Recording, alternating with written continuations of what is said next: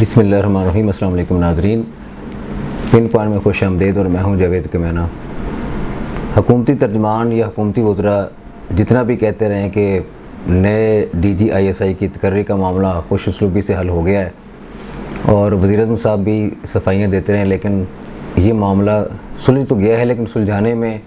جو اہم کردار ادا کیا ہے وہ کیا ہے جنرل فیض حمید صاحب نے۔ اور ابھی 2 منٹ پہلے ایک ٹویٹ کیا ہے وزیر اطلاعات و نشریات فواد چودھری صاحب نے۔ انہوں نے کیا کہا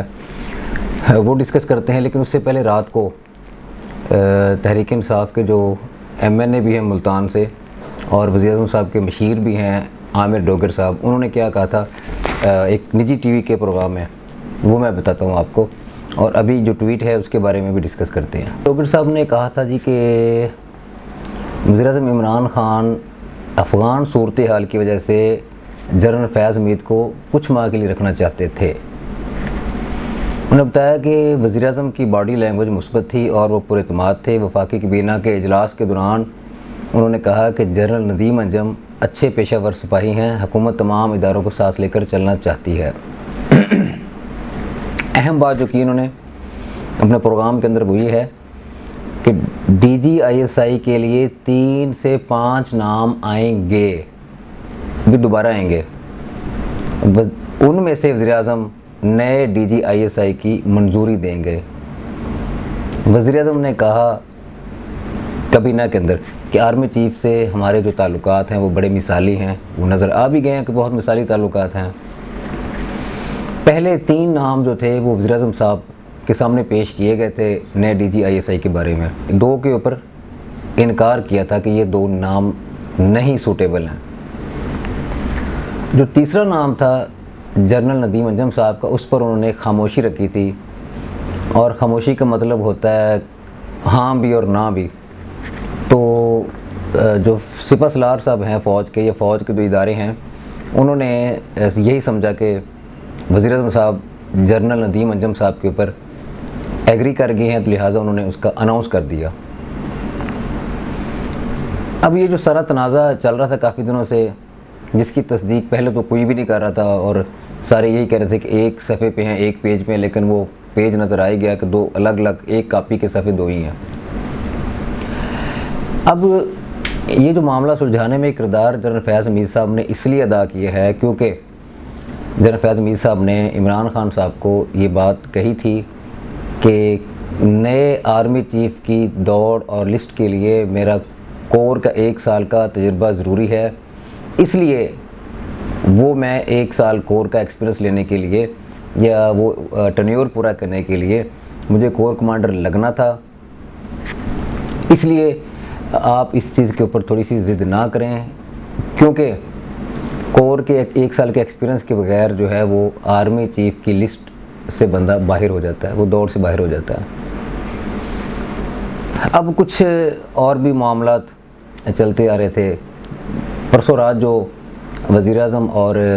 آرمی چیف کے درمیان جو ملاقات ہوئی ہے، جس کا کل تصدیق بھی کر دی گئی حکومت کی طرف سے کہ ایک لمبی چوڑی نشست ہوئی ہے،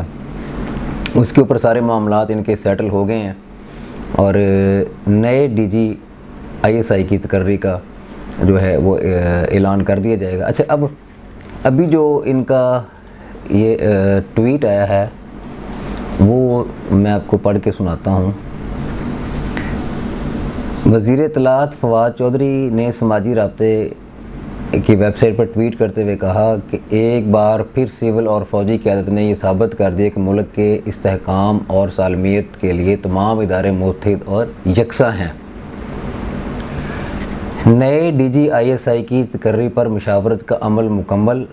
نئی تقرری کا پروسیس شروع ہو چکا ہے۔ اچھا، یعنی وہ جو نام تھا وہ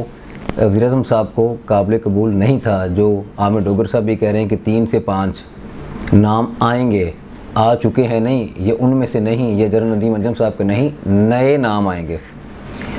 کل ایک بڑی اہم بات فواد چودھری صاحب نے پریس کانفرنس کے دوران کی اور سارے یہی توقع کر رہے تھے کہ اب وہ پریس کانفرنس کے اندر یہ اعلان کریں گے کہ یہ معاملہ سیٹل ہو گیا، ختم ہو گیا ہے، تو نوٹیفیکیشن جاری ہو گیا جی۔ کل انہوں نے کہا کہ قانون اور آئین کے مطابق یعنی آئینی تقاضے پورے کیے جائیں گے، قانونی تقاضے پورے کیے جائیں گے۔ اچھا، دوسری طرف اس میں آئین اور قانون والی بات کیا تھی؟ ایک سپیریئر ادارہ ہے ملک کا، وہ اپنی تقرریاں جو ہے وہ خود کرتے ہیں، اور وزیر اعظم صاحب نے ایک فارمیلٹی پوری کرنے کے لیے اس کے اوپر سگنیچر کرنے ہوتے ہیں، اور ماضی میں بھی ایسے ہی ہوتا آ رہا۔ اس میں قانون اور آئین کے کہاں تقاضے آرمی نے پورے نہیں کیے؟ کوئی آؤٹ آف دا وے جا کے کسی جونیئر کو D G I S I لگا رہے تھے کہ جو قانون اور آئین کے تقاضے یہی تھے کہ جو D G I S I ہیں وہ وزیر اعظم صاحب کی مرضی کے ساتھ، صرف ان کی مشاورت کے ساتھ، ان کی مرضی والا جو نام تھا اس کی تقرری کی جاتی، تو یہ قانون اور آئین کے تقاضے اس سے پورے ہوتے تھے۔ خلیج ایک پڑھ چکی ہے، آرمی چیف انتہائی سمجھدار ہیں، وہ تمام جتنے بھی پولیٹیکل فورسز ہیں، پولیٹیکل پارٹیز ہیں، ان کو ساتھ لے کے چلتے ہیں تاکہ ملک کے اندر استحکام رہے